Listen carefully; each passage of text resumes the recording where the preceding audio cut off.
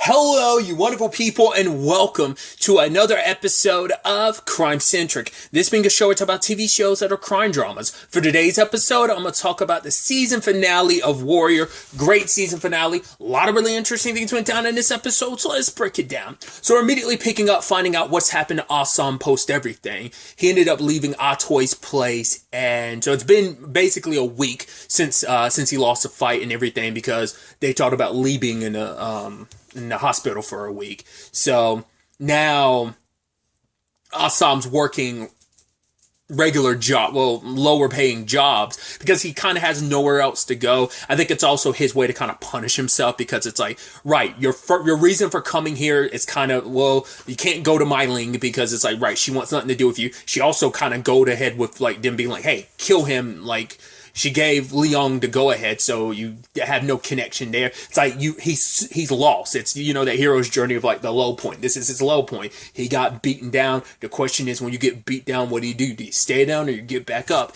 And he still was kind of slowly getting up. And obviously, his circumstances led to him. We learn more about Chow's circumstances. We finally know about the scars on his back. When he was like, right, when I left China, I kind of had nothing left for me in China when my parents died. So I was just like, I'll go to America and make a name for myself and stuff. But he ended up, the captain of the ship sold him as a slave in Cuba. He was like, it took me a while, before, like a week or so, before I figured out I wasn't actually in America. But he was a slave for 11 years, and then he got out. But so many of the people he was slaves with there, I mean, we have no idea how long ago that was. Like for Chow, like how long it was from like him escaping Cuba and coming here to the States. We don't know like if that was only like a few years ago. Probably what he did say, he was like way younger than Assam when he came to like when he crossed the salt. Is how he referencing like crossing the ocean. But it's like, right, he's like, I'm not a coolie. I'm not this, and I'm not a fucking slave. That's why I'm here. That's why I was able to survive, because that's not who I am. And he proved that. And it's like, at the end of the day, it's kind of up to Assam to figure out what he wants. Because what it comes down to, there, for a warrior, he's like, you lost the battle. Oh, so what? At the end of the day, there are two paths for a warrior. Get killed or get better. And so Chow gave him this job, probably not thinking, it's like, right, you're just, your skill set is better used somewhere else, but he didn't want to, he was just, kind of suffering, just going through the motions right now, getting whatever job he could. Like I said, it was just his way to kind of punish himself, because like it is the thing of, he was very prideful. Like he had never lost to the way he lost to Leong. He'd never lost a fight that way. He's always, like I said, their first fight was very like interrupted, and also it's like, it's a different thing where it's like, it's not only a fight you lost, you almost died. And so when Young Jun shows up, it's like, yo, I want you back. Because I was like, oh, you're coming to find him. Why? You're not supposed to talk to him. But Young Jun does not like the way his father's been operating. Because it's like, right, you made those concessions with Myling. I told you not to even do that in the first place. And then you toss out. Also, I'm like, none of that sat well with him. Now, like, the deal went through. They ended up having to give, they still maintain their same territory. They, like, Myling was like, oh, we were supposed to get territory beyond our own territory, but Father Jun was like, that wasn't my understanding, and Myling kind of conceded to it. It's like, cool, we'll keep this going as it is now. Like, you've gotten your piece of the opium trade, but let me make things clear. I'm not happy. You step out of line even a little bit, I will come for you. And made a whole point. And I love when he like slams the symbol on the giving his signature, his seal for the map being what it is now. Like, even she jumped. I think even Leung jumped. It's like, yeah, that's the sad thing. Like, you thought, because I love this episode also painting like, yeah, Myling has got she's got the throne, but she doesn't have the keys to the castle like she thought she did, because she's stepping in it, like she'd been controlling things to a certain extent behind, but it's like she bit off way more than she can chew, especially with the Feng Hai, but we'll get to them later. But just the way things have gone, Yeon Jun does not respond it well. Like I've said, I brought it up previously early in the season. My thought was like he was going to gun, like what Myling did taking out Longzi. I assumed that's what Young Jun was going to do, but it hadn't happened yet. It's a different situation. It's like, yeah, you married him, but it's a different thing for Young Jun when it's like, hey, you're my family, you're the only family I got. but if he's got Awesome back by his side, that's going to be a different beast entirely. But Awesome's like, I kind of want nothing to do with the Hopway, because why would I go back for people who tossed me aside after I fought for them, nearly died for them, and they tossed me out like I'm garbage? No. It turns out the job, I was thinking, because earlier, okay, so a multitude of things. One, Leary showing up at, Penelope's dad's business because he's hired Chinese labor now and fired a lot of. I was wondering if it's going to be some of, but it looks like no, it's all of the workers. And Leary made a whole point of, you made your deal. I don't care what Buckley's doing. You made your deal, so fix this. And so Penelope went to Buckley to try and get some protection for her dad. And she's like, right, I see what game you're playing. Like, you put my father in an impossible situation. But, Buckley's like, right, there's only so much we can do. And also talking about how he doesn't deal well with threats, and it's like, I do like the shift we've seen in Penelope these past couple episodes. Like, she's kind of had to forced to stay in her lane so much recently, but I think she started, especially being around on Assam and seeing how everything played out. And I think for the first time, she's, like I said, I brought up the metaphor before that her and Assam, because of their circumstances, are caged birds, and I think she's slowly breaking out of that cage that she's been in for a very long time. She even confronted her father about it later on, because he's like, right, why don't you let me worry about the balance and stuff like that? But she's like, no, because if you keep balancing stuff like this with the business and stuff, it's going to blow back on my sisters, and I'm not going to make the sacrifices I made just for you to screw things up and for my sisters to end up on the street. And he's like, oh, so there it is. I never asked you to make the sacrifices you did. And she's like, but you never stopped me. I mean, really, let's not forget, you're the one that was pushing for her to sleep with her husband, even though she didn't want to. You were really pushing for it because you were saying, right, he doesn't want a talking to, he wants sex. And that was how you got the concessions that you did, where the mayor finally conceived. It's, oh, yeah, here's that dealing, that thing that I was going to give you. Obviously, the contract and stuff, I put it through. He did, literally the next episode after they had sex. So he can't make it seem like, well, I didn't ask you to do it. It's like, you might not have, but at no point did you fully back out. You didn't you didn't have to do this. It's like you just couldn't bring yourself to admit it, that you're glad that she did it on some level, which is effed up. I'm sure it makes him feel all kinds of conflicted, but it doesn't change the fact is, he still went ahead and let it happen. So, I mean, Penelope's feelings towards her father about it is exactly how Mai Ling feels about Awesome, so. But either way, I thought, my point with connecting all that is, I thought the job that Awesome was going to get was going to be protection, but I'm like, I don't know if her father would be so receptive of having, protection be, Chinese, doing as labor is one thing. I mean, even though Assam is a fighter, I thought that's what the big job was going to be, but it was working at that facility, which Penelope runs into Assam there. It's I think he's still holding a little fright. He's kind of got his head down low because of his pride shattered. His spirit was kind of broken. And I think also the last conversation him and Penelope had, granted, he knows she came to visit him and said, I miss you. She doesn't know that he knows, because it's right, he was passed out, so she won't push for it. And because she knows right, we went our separate ways. I broke your heart, and I broke my own heart in the process because I did what was best. Not necessarily just for both of us, but also mainly for you, because you would suffer bigger ramifications than I would. But also, she would suffer blowback for her family if the mayor found out. Which Buckley did throw it in her face because of his resources and eyes everywhere. He knows that she went to Chinatown, a week ago, so he was going to threaten her. And he's like, oh, I could always tell your husband. I love her being like, I dare you. It's I love how bold she's gotten. But either way, she tried to offer Assam a different job because he can he could serve as a translator, as like a manager there, and it's like you could get better. But for him, it's like, this is where I belong. This is my position. I think we both agree on that. It's like, once again, she said the awful things she said just because. I mean, it wasn't even like, oh, because John China. It's like, no, you're a criminal. She said what she could just to kind of cut ties with you because she thought it was the best way to help everyone. It hasn't erased her feelings for him, and I don't think it's erased his feelings for her, but it's complicated things, I'm sure.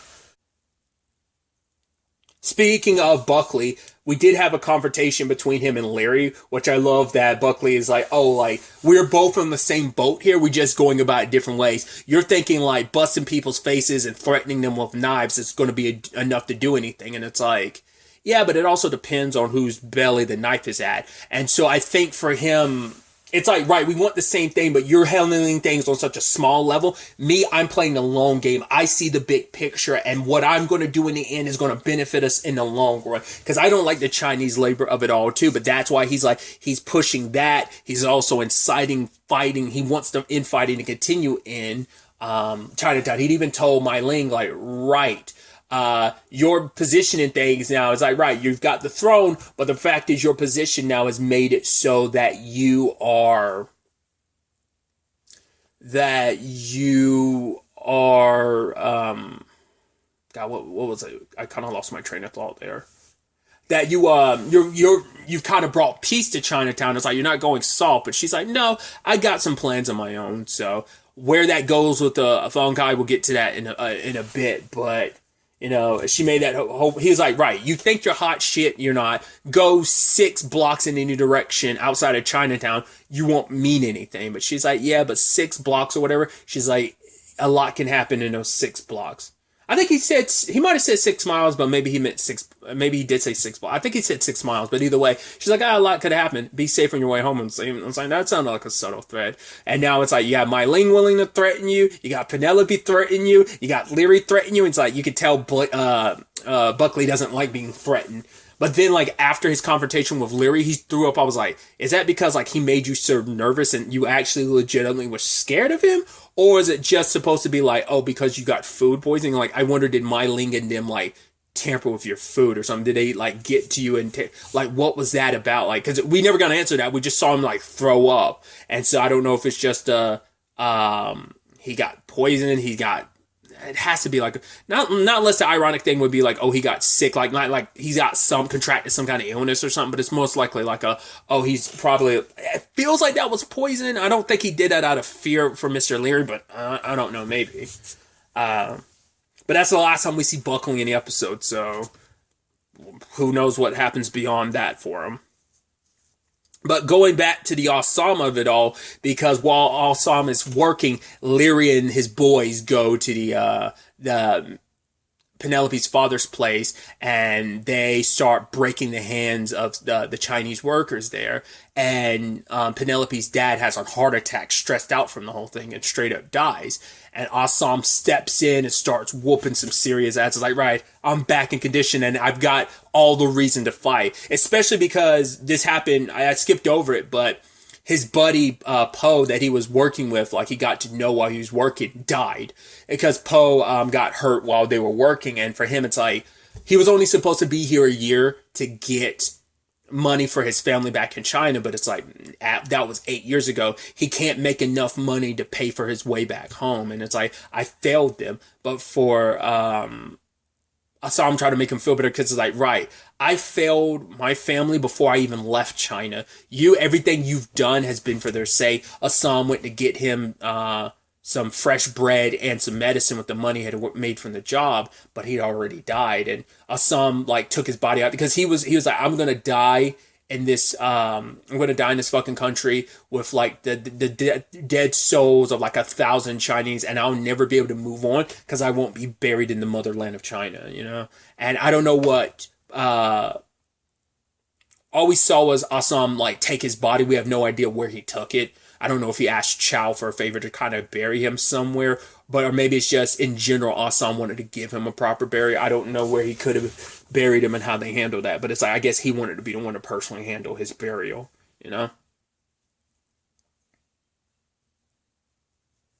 But I'm sure all of that motivated him. It's like, right, I do have these skills, and these ducks are here messing with my people, so I'm gonna step up, and proceeds to whoop ass. Even got like a pole at one point in time in his hands. It's like, oh yeah, deadly kind of whack-a-mole of sorts when he was taking everyone down. Then it came down to him and Leary. It's like, well, we know Leary, they've showcased it. Leary can throw down, and it's like, well, Assam's not like 100% either, I don't think. But kind of like the Young of it all, it's like, right, they didn't have a time to finish their tussle. I did love that.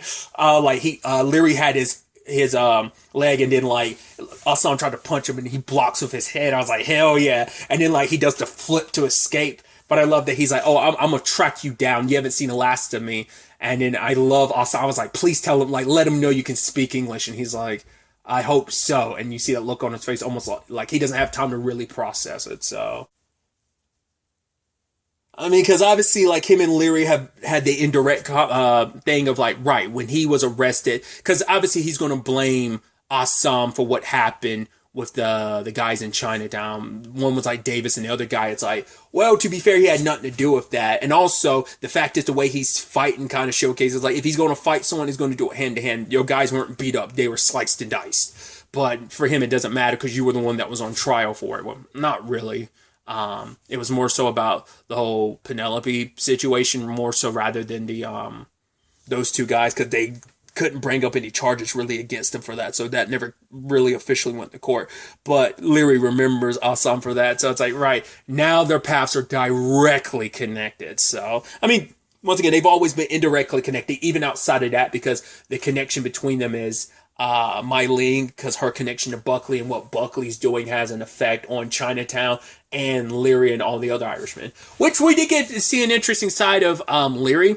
He'd brought them up before, like the whole conversation about like labor in this country, you know, eventually like black people, and then obviously the even cheaper labor of Chinese people, because these two black guys went into the bar, and one of the guys was like, yo, you need to get out of here, because if you don't, like, I get it, you just want to drink, but you have a drink here at this bar, other people are going to come in too. So it is that thing of, once again, it trickles down of like, right, Irish kind of lost their jobs at black people, then everyone kind of lost their jobs at Chinese because they were the even cheaper labor. But Leary's like, right, they didn't ask to be brought to this country. I think that's his beef with Chinese people. He's like, right, you come to this country for whatever reason. It's something that, you know, the senator tries to push to of, hey, like, your country is in a good enough position, yet you decide to come here, steal our jobs, our resources, yada, yada, yada, yada.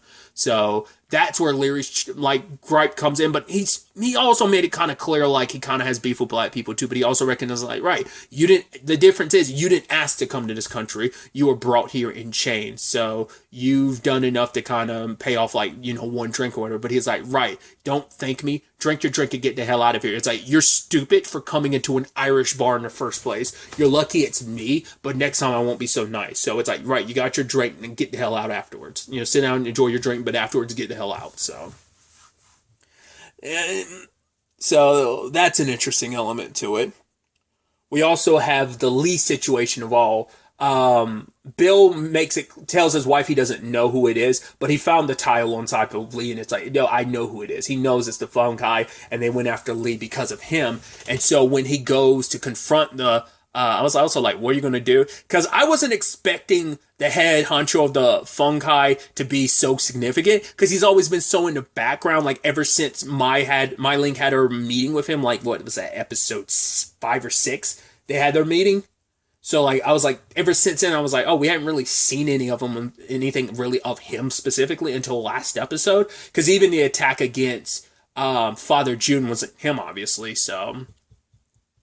But when it's all said and done, Bill could have easily gotten killed in that situation. But it's like, no, we just kind of wanted to get your attention. Like, I don't need the money either. It's like, what do you need? And later on, I was like, when we never really got a resolution to that, I was like, what did he want from Bill if he didn't want money? And he wanted a favor. And then we see later on that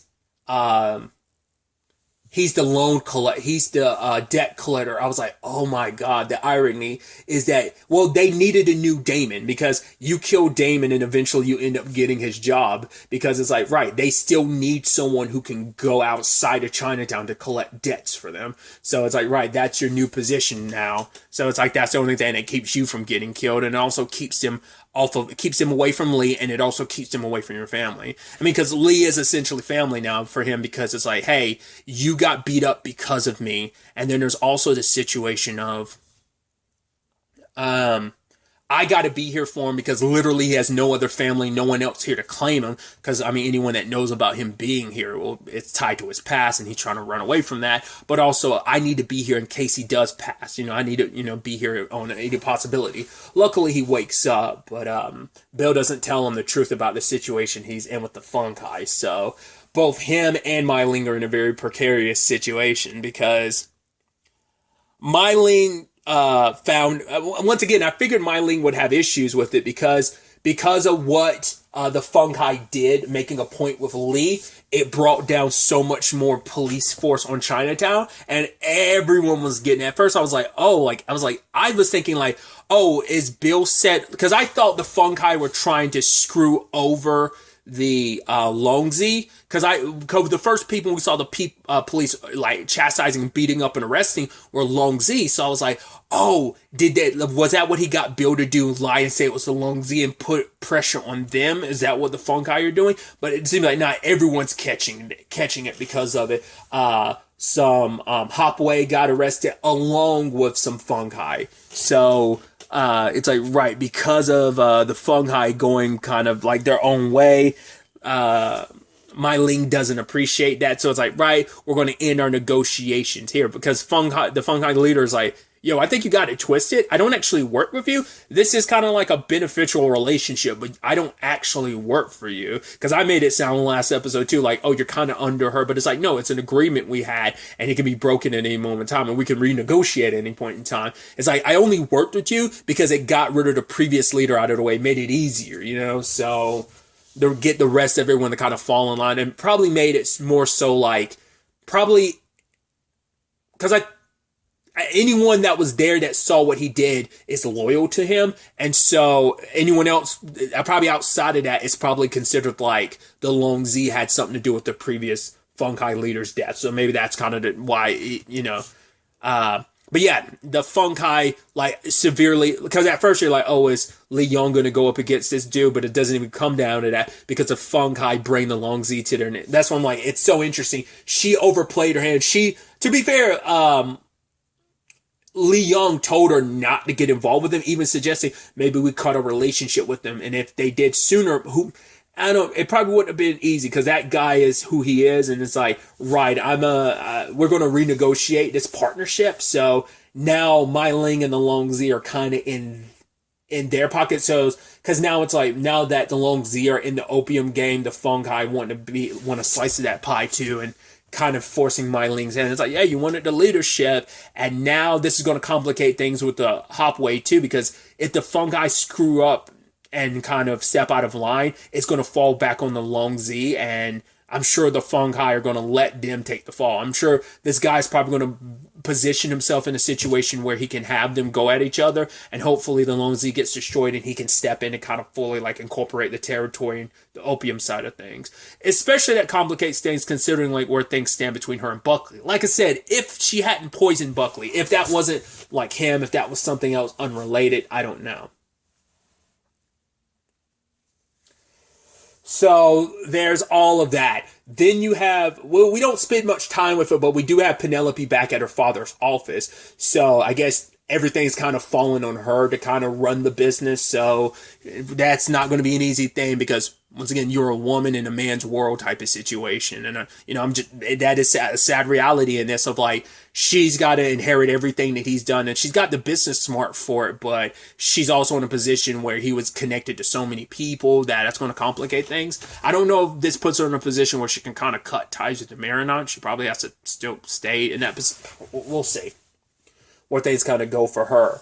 But when it's all said and done, Assam goes back to Atoy and it's like, right, I never really thanked you, but I brought a gift. And it's two of Leary's people. And it's like, right, they were breaking the hands of Chinamen. So it's like, oh, with a hammer like this? It's like, yeah, gonna get their get back. So I don't think Assam knows that she's the one. Maybe he's piecing it together of like, right, you want to, she said, I'm fighting back in my own way and one day you'll see. So I don't know if Assam's pieced it together that she's the one that's dropping the duck bodies, But it's like, yeah, we can kind of work together. And it's like, yeah, there's going to be a fight we can't win. He's like, yeah, but I'm getting pretty used to losing. So I was like, like I said, she's like, oh, glad to see you're alive. He's like, yeah, for the first time it's starting to feel like that. Because once again, he was kind of a walking corpse before, but now it's like, nah, I'm back. And I'm feeling myself. And so he's willing to help out. He's found a cause that he believes is worth fighting for. So so she does have the person under her wing that she's training and, like perfecting her stance and control with the blade. So it's got that. She's also got Assam. So where do things go from here? It's definitely going to be interesting. I also have Lee and Bill back to their patrol of Chinatown. But Assam also returns to the Hopway because I guess it's the easiest way. It's like, right, I need that job because it's my easiest way to give me position and power to kind of do what I need to. And I'm going to help Otto. I'm going to look after our people. But the easiest way to do that is in a powerful position with the Hopway. So it's like, right, got to get better. Got to like get back into the grind. And I can do more good this way than on my own, especially with young June extending his hand. Now, how that goes with Father June, I'm curious if they're really going to cover that or not. It's probably going to be a thing of Father June's not going to do anything now, but he's going to be probably pretty pissy about it, considering he's already really pissy about the whole Long Z thing. I'm sure like having Assam around is going to be a constant reminder of that, but we'll ultimately have to wait to see where next season takes us with all this. I mean, obviously, luckily, season 2 is already complete, so I can jump into that pretty soon. But I'm excited to see where season 2 takes us with all of these story threads and see how everything plays out going forward. But really, that's all I wanted to talk about. So the next time we meet, be happy, be safe, live life to the fullest, and enjoy it. Good day and goodbye.